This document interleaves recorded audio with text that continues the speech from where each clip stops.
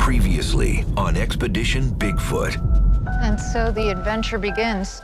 The team began this year's expedition in the mysterious mountains of southeastern Kentucky. Bigfoot should be migrating through this area for the next few weeks. And in 17 days, they had some promising encounters. Tell me you heard that.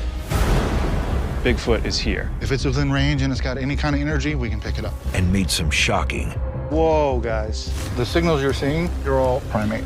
and intriguing finds. Now we know where to go look for it. Frickin' jackpot. We just found a very unusual structure in the woods. Looks like a classic tree structure. But just when things started to simmer This could be the missing piece that we need to solve this mystery. and the trail was getting hotter, Holy oh my God. Whoa. This is a really great space for something large that wants to retreat. the window of opportunity in the hollows of Appalachia This just dead ends. slammed shut.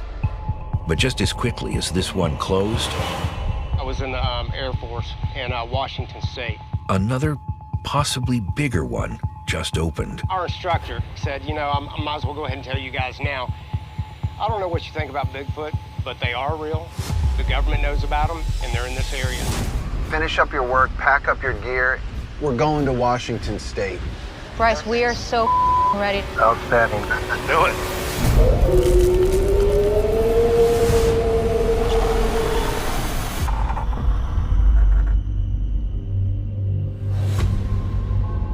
We may have come very close in Kentucky, but we need to go where the data leads us.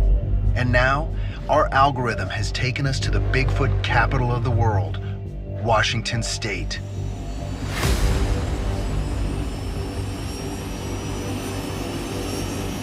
There are more Bigfoot sightings here than anywhere in the world. But unlike our last two locations, our target zone is beyond massive. Our algorithm honed in on a giant swath of land, over 250,000 acres of the Olympic Peninsula in western Washington. It's an incredible way to start an expedition in Washington. Getting a bird's eye view from up here is a complete tactical advantage. It's not just our algorithm that's brought us here. I was going to give you a little info that might help you. Before leaving Kentucky, a former captain in the Air Force told me that not only do Bigfoot exist in these forests, but that the government is aware of them. Now, if that's true, how has the government kept these creatures hidden all these years? But more important, why? What benefit does the government get out of denying these creatures exist? If we're gonna find Bigfoot, this is the place we're gonna do it. This is the way to get it done. The Olympic Peninsula is one of the most unique places in the world. The 5,000 square mile mountain range is home to one of the only non-tropical rainforests in existence.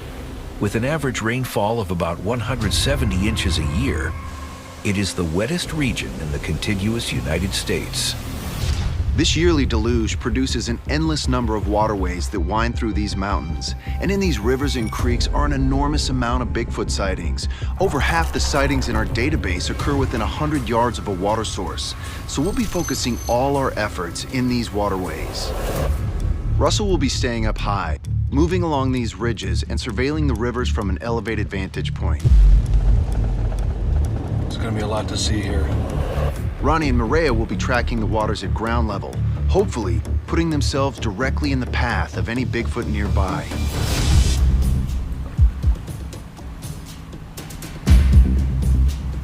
Definitely interesting terrain, huh?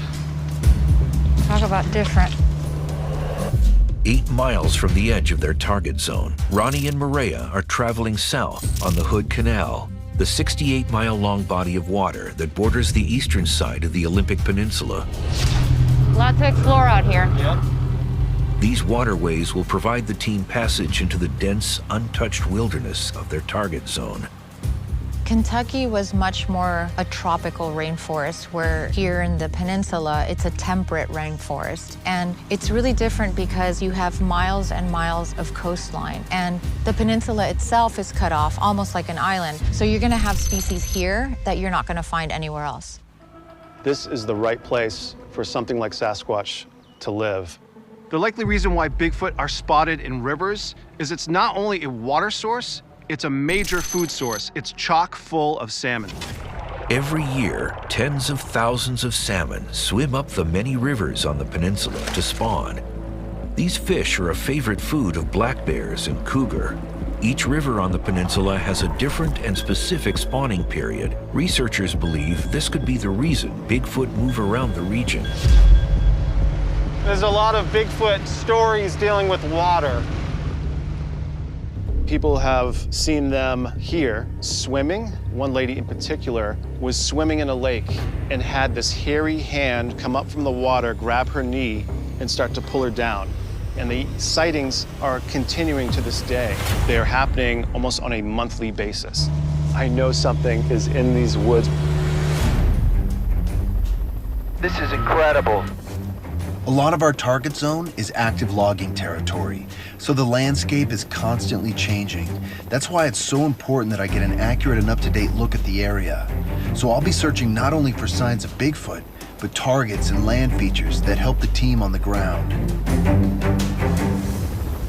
Right down there, that small clearing, that's a perfect spot for a base camp. Maria, Ronnie, come in. Hey, Bryce, what's going on? So from up here, I managed to plot a perfect place to set up our base camp, where we'll have access to these rivers and creeks, to roads where I can get evidence out. Great. Send us those coordinates. Copy that. So where are we at, Captain Jim? Right here.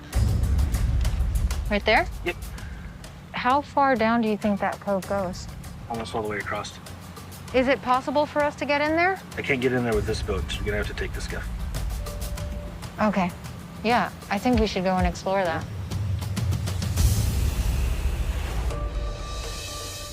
This is a vast expansion of just amazing mountains, trees. There's a lot of activity in these mountains. 12 miles to the west, survivalist Russell Acord is approaching the target zone through the mountains on the northern side. It looks like we're just about out of road up here. Oh, I wonder how far it goes. These mountains are much higher, steeper, and more jagged than anything we saw in Kentucky. The highest peak we saw was around 3,000 feet. We're looking at almost double that here. So it won't be easy. Like I've always said, Bigfoot will be where humans don't want to go. And if he's here, we're gonna find him in these mountains. You hear that? Helicopter.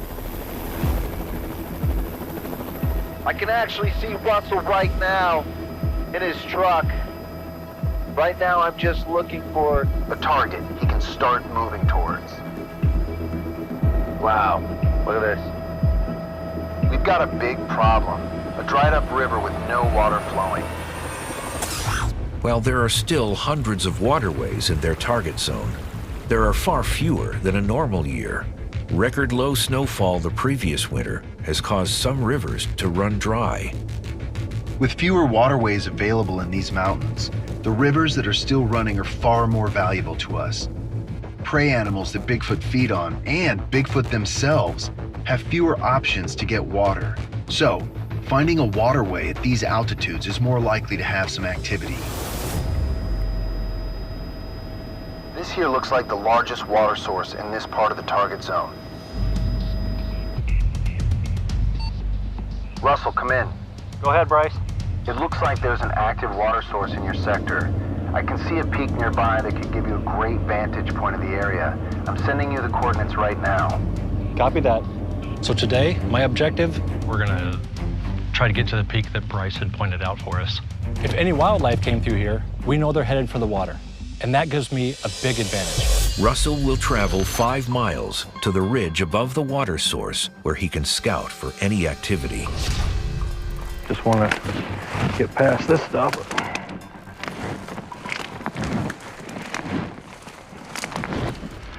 Boy, this really opens up out here. That water source is just below us. Looks like the higher we get, the more of that hillside I can see, which would be great for thermal imaging. Hey man, look at that. A nice large water source. If you're a predator waiting for the unsuspecting deer or the unsuspecting food source to come by, you can get up here, you'll see or be able to hear where it comes from any direction and actually scan this whole area as a predator would.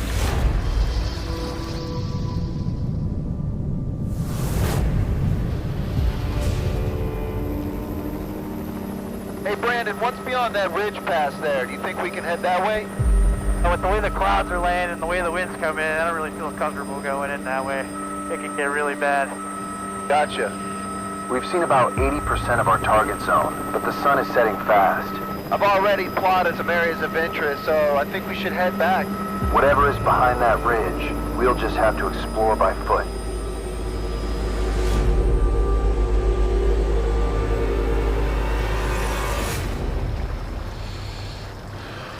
Just looks really thick. I don't see any kind of good opening for us to start trekking.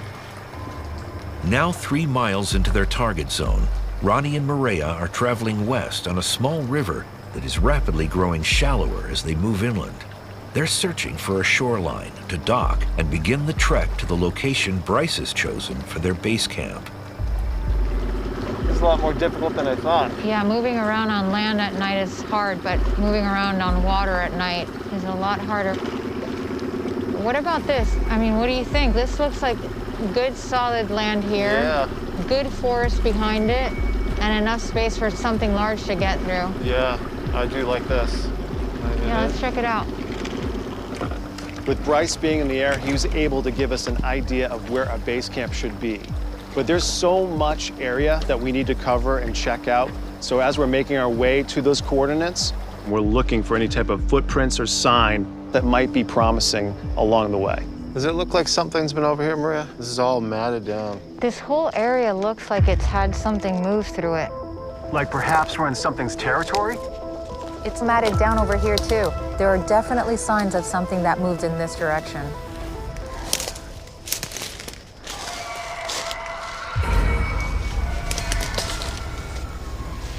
What the was that? Screech owl? That wasn't a screech owl.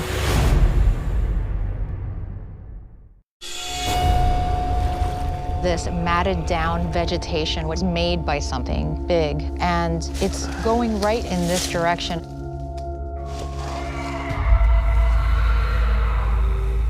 What the was that? Screech owl? That wasn't a screech owl.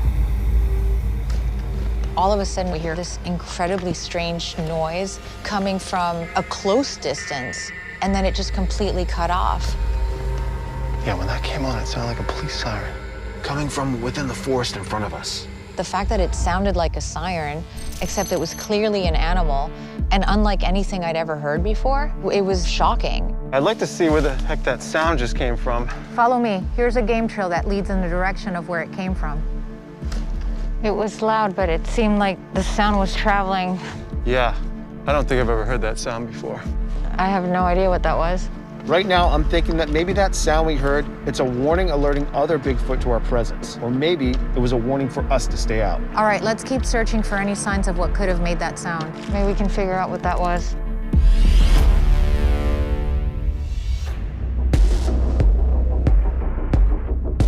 So I just landed after using the helicopter to scout the target zone. But right now, I'm on my way to speak with not just an eyewitness, but a police officer who saw what he could describe as a Bigfoot-like creature cross the road in the middle of the night, right in front of him. I'm curious, just what in the hell did this guy see? It's come to my attention that some people believe that the authorities here in Washington may actually be aware of Bigfoot. I don't know what you think about Bigfoot, but they are real. The government knows about them, and they're in this area. They're in the area? Absolutely. While the man I'm about to interview isn't in the military, he's an authority, and maybe he knows something about it.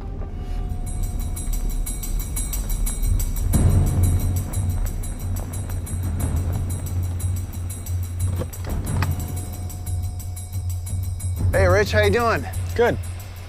Hey, man, thanks for meeting with me tonight. Yeah, no problem. Yeah, I appreciate it. So, as we discussed, you were in law enforcement and you had an encounter with a Bigfoot almost a decade ago, is that right? More than that, two decades ago. Wow. July of 2000. Can you tell me a little bit about that? Yeah, I was coming down this road. I was on graveyard shift.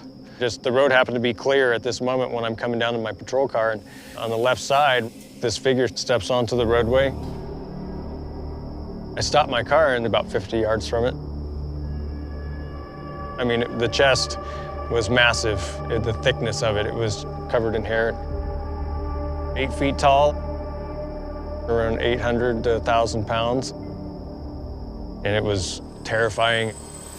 Did it stop in the road too? Or? No, it didn't stop. It came out, profile to me, never looked at me. Did you see the face or? No, it was profile to me, so Yeah. no face detail at all. It took 4 steps, hit the fence line on the other side of the road, and disappeared.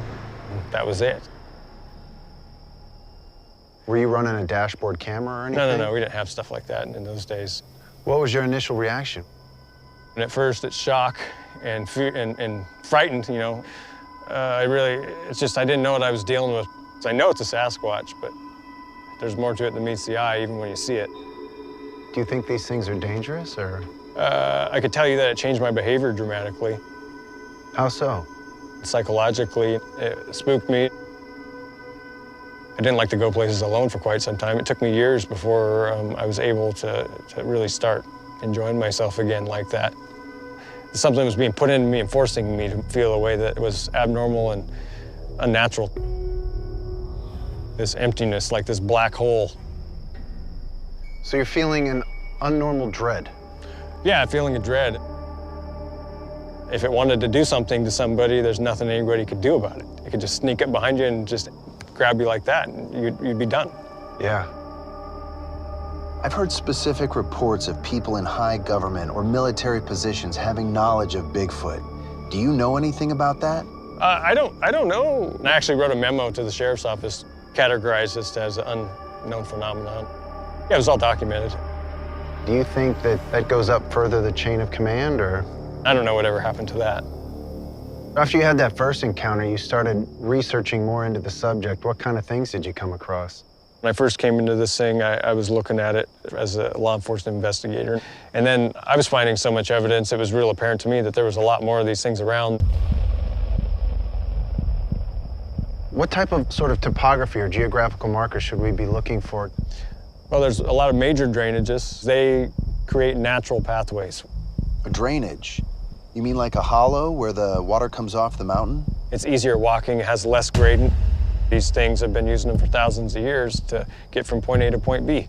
In an area, Mason County, there was so much density of sightings, and it certainly wasn't the same Bigfoots popping up all over the county. Yeah. There seems to be, generally, I think, groups of 3 to 5. So, Rich, when you say groupings, are you referring to like a family of Bigfoot? Yeah, family groupings. Yeah. There seems to be groups going up most in every drainage area. This is pretty significant. Families of Bigfoot, moving in social groups like primates. This is tremendous. The theory of multiple Bigfoots traveling together lines up perfectly with the evidence we collected in Kentucky. Howls coming from multiple locations, and the witness who found what she believed to be a small print found within a larger print. There was another footprint inside of that footprint. Oh, wow. Maybe there was something stepping in the side of the tracks. Yeah. If you ever notice deer, the fawns stay really close to mom. And I was like, could this be baby that are following their mother? If the Bigfoot here move in family units, then the team needs to be on the lookout for a greater range of evidence. For example, juveniles have smaller footprints and are commonly mistaken for human. We'll have to be diligent out there.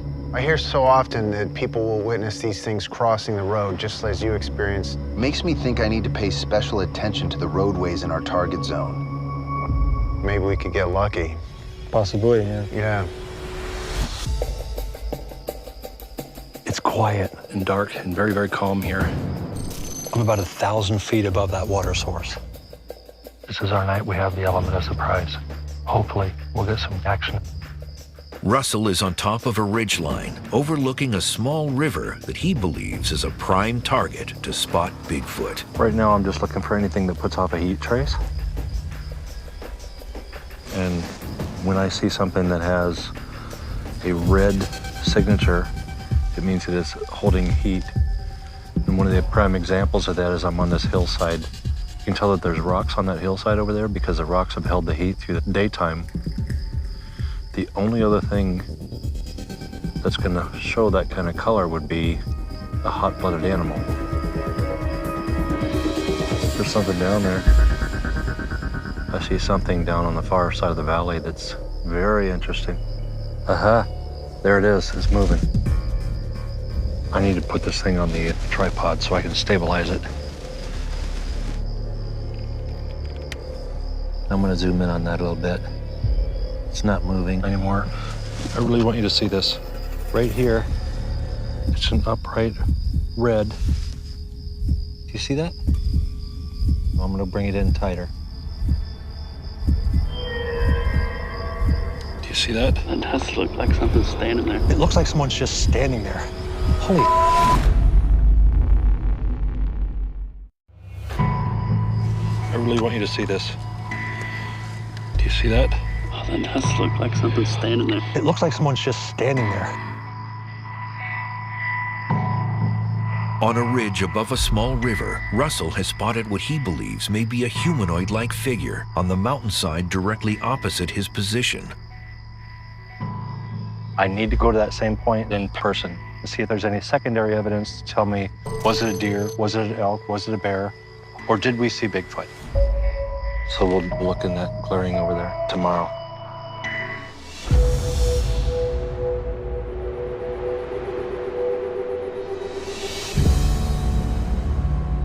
Bigfoot, we believe, is an omnivore, and we like to consider all available food sources to help us narrow our search.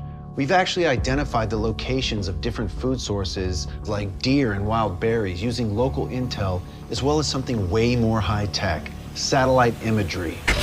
For decades, NASA has been collecting imagery of the Earth using highly sophisticated satellite technology. They capture detailed images in the visible spectrum, as well as infrared and thermal infrared spectrums.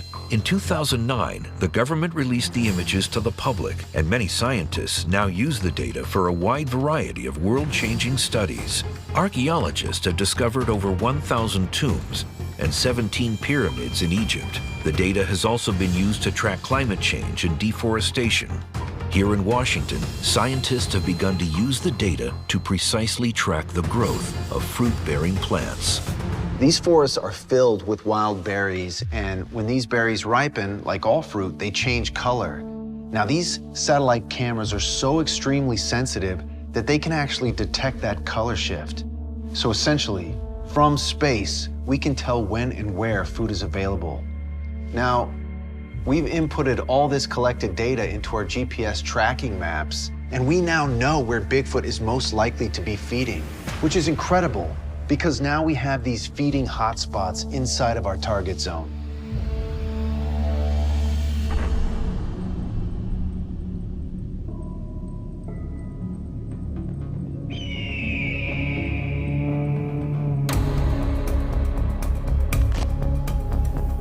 Want to have a quick look over on this hillside over here, that thermal we got last night. It appeared to be something standing upright and putting out a heat trace. Best guess so far, judging by these rocks, it would have been a rock because it stayed still. But like humans, we can stand in one position for quite some time, so I'll get that sorted out right now. Survivalist Russell Acord has returned to the spot where he believes he saw a figure standing on a forest hillside late last night. So judging by where I was getting that hot signal last night, there's no rock formations over there. I'm looking at the same logs and the same structures that I was last night. There's nothing that would indicate a rock that would have held that type of heat.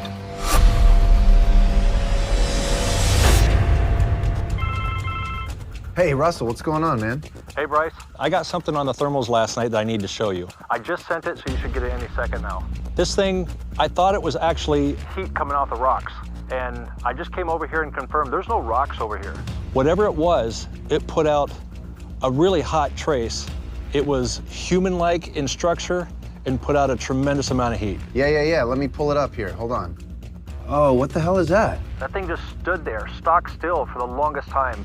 It was like it was looking down over the valley, maybe hunting deer or something. But it did not move. It was Just the strangest thing, the way it just stood there. Let me just take a look at where you are. There's a berry patch about 1.5 miles down from where you are. I think you should descend down there and check it out. It's huge. It's definitely a point of interest. absolutely. Will do.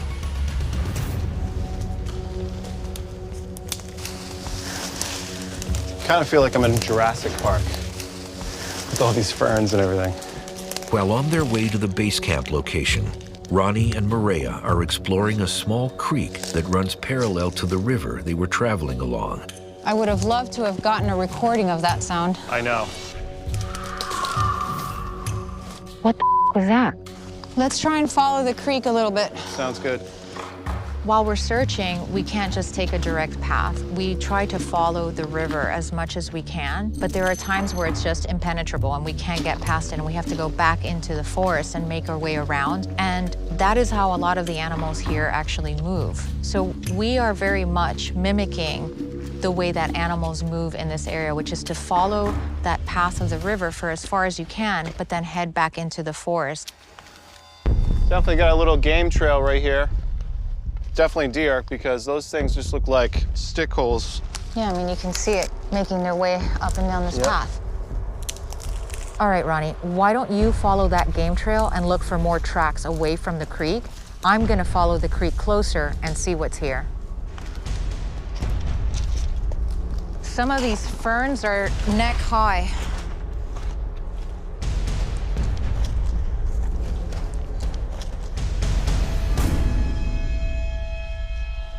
All right, food is everywhere. Holy crap. Ronnie, that's weird.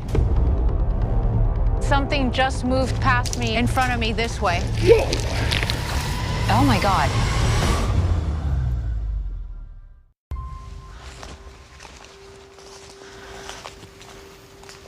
Holy crap. Ronnie? Something just moved past me this way. Holy crap. Could you see anything from over there? No, what happened?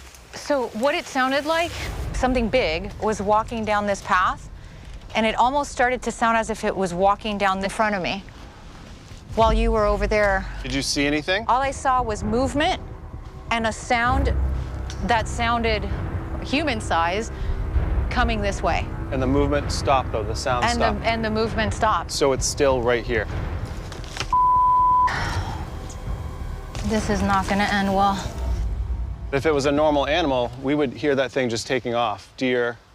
Deer would have either scampered off or we'd see it. There's something up there. The brush around us is so dense that something very large could be only a few feet away and be totally hidden from us. And now we have that feeling that we have eyes on us. There's something more than just animals living in here. Bigfoot's here too. This is just kind of like a sign of respect, just to let them know that, hey, we're here, we're coming in. It's almost like knocking on the door. Let's see if we get a response.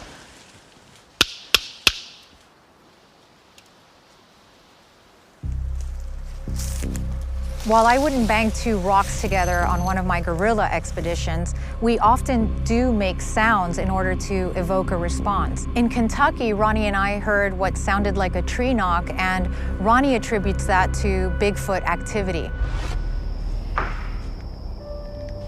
Ronnie, do you recognize that sound? We just got a tree knock. So it's possible that could work. Shh, listen, listen. There is something up there. Ronnie, that sound now was coming from that way. So it's moving. Whatever animal, whatever I heard that was just here is now way back there. Whatever it is still either hunkered down or... I mean, look, if there's one thing that animals are good at, is hiding. Yeah. I've been out many times looking for species that have been thought to be extinct. This is like a playground, a hiding place for an animal that doesn't want to be found. Because we're getting so much wildlife evidence and sounds and activity here, let's try and camp somewhere near this creek and then survey this area at night and see if we can find anything. All senses on high alert. Okay.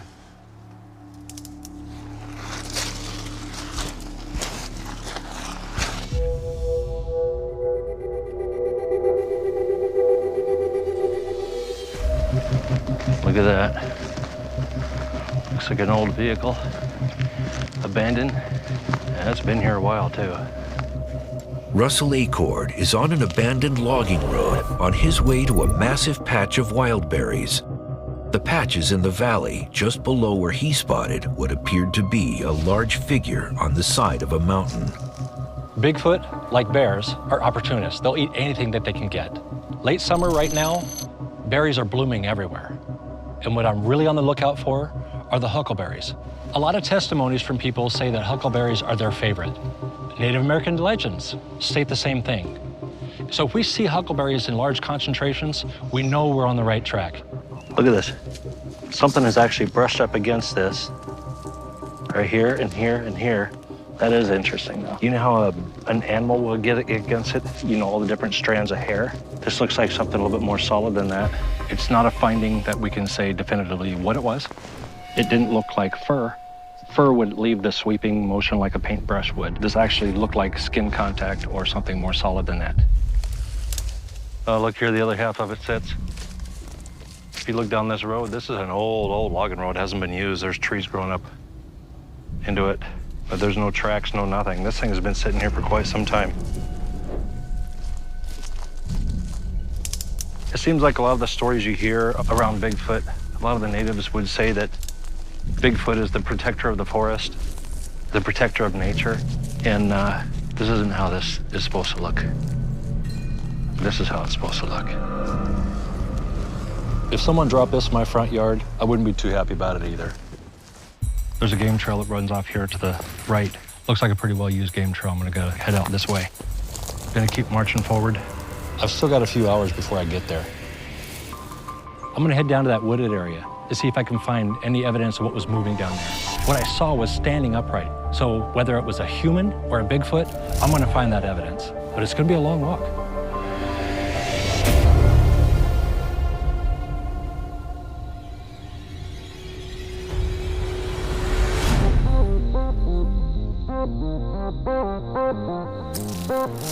After speaking with the former police officer about the Bigfoot crossing that he saw, I started to research other similar incidents. Turns out it's a pretty common way to see Bigfoot in this area. I mean, I must have found about 100 different reports in the Olympic Peninsula alone. So then I started to look for highways that were similar to where Rich Germeau saw that Bigfoot crossing the road. And I found one inside of our target zone. It's in the east sector. It runs north and south right along the shoreline of Hood Canal. Now, if Bigfoot are crossing these roads as much as I think they are, then this is my chance to spot one, and I'm not gonna miss it. This car is equipped with 8 cameras, 4 infrared, facing front, back, and side to side, 360 degrees. It's basically a mobile surveillance unit. So right now, I'm driving the exact kind of roads that are perfect to capture a Bigfoot crossing. We're surrounded by dense forest on both sides. There's no cars on the road. It's the middle of the night. Even if I don't see something crossing the road, one of these cameras will pick it up, and I'll be able to take it back to the command center later on and analyze the footage. So if anything crosses the road, we're gonna get it on camera. I'm ready.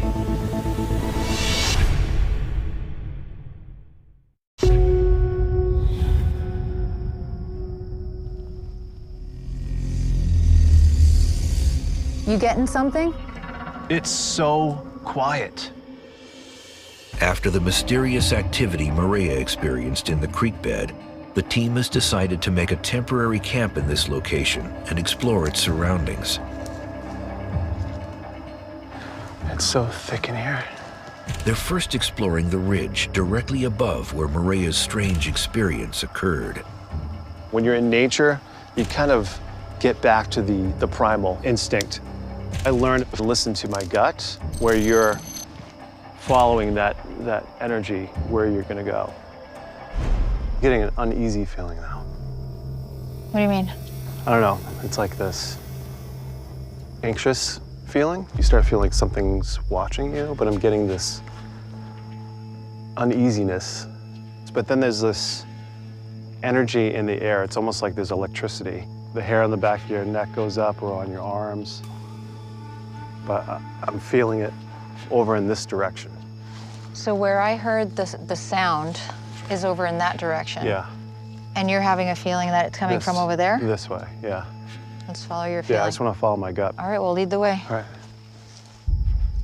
I don't think Ronnie would have asked us to abandon our plan to go to this other area if he really hadn't been feeling something.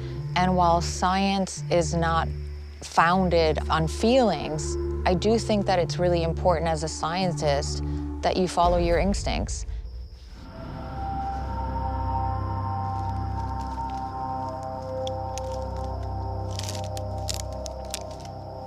Are you still feeling it? Yeah, it's like picking up intensity. It's taking us right through a logging road. Yeah, logging has a big history with Bigfoot. Whenever they come in to start logging their land, they get pissed off. Are you having the same feeling, or is it getting stronger? Yeah, it's like overwhelming. I feel like a pull in this direction.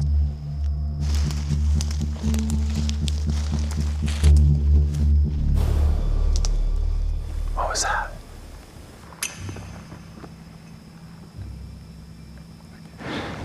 Something brushing by the branches. Did you see it? I did. mean, like, did you see the movement? No, or just the sound? Like something sliding. Which way do you want to go? I mean, what are you feeling? I don't feel it anymore like that. As intense. It's like kind of playing a game of hot and cold.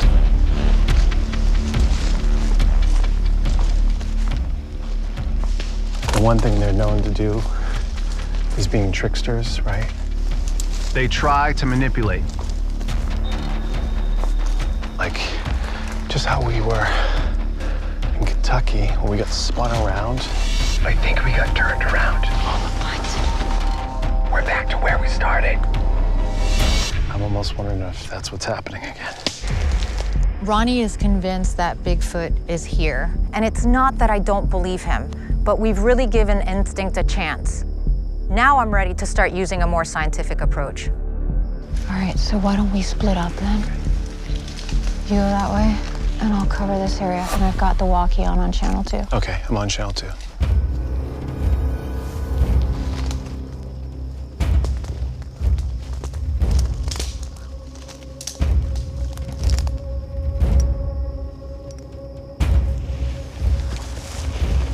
The forest just changed.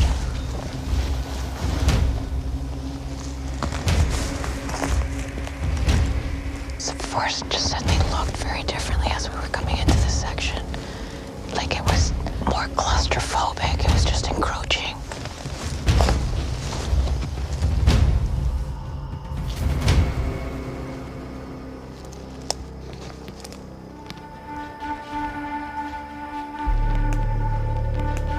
There's a lot of soft bedding. It's really spongy, and it just bounces back. What's this?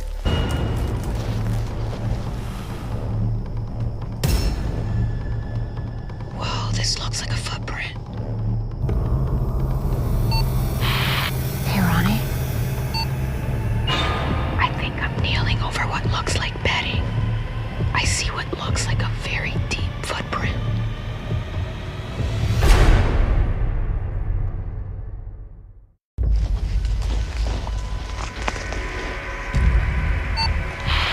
Hey, Ronnie. I think I'm kneeling over what looks like bedding. I see what looks like a very deep footprint. Say that again. You found a footprint?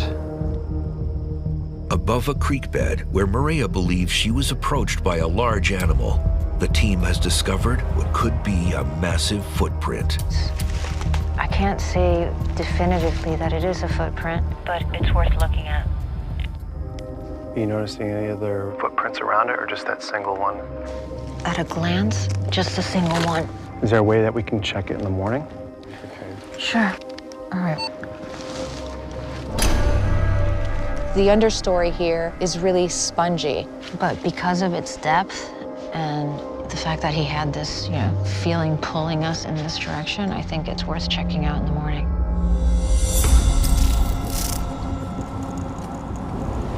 I don't know, there's something in the air. This just feels like the night that we may capture something on video, which would just be incredible.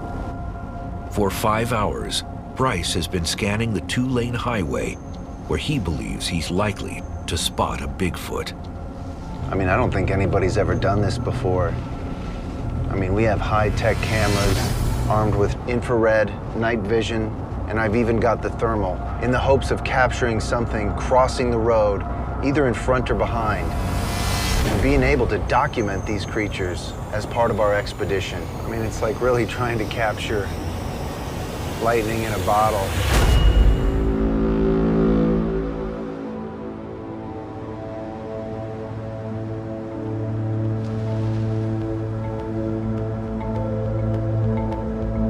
Oh my God. What the is that? I don't know what that is. Did you see it cross the road? Something crossed the road right here. Dude, my heart's racing. Next time on Expedition Bigfoot. Okay, there it is right there. What the is that?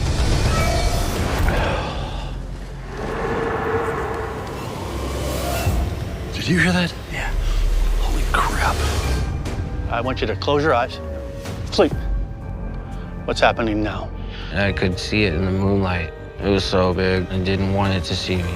Roger, what do you think this thing is?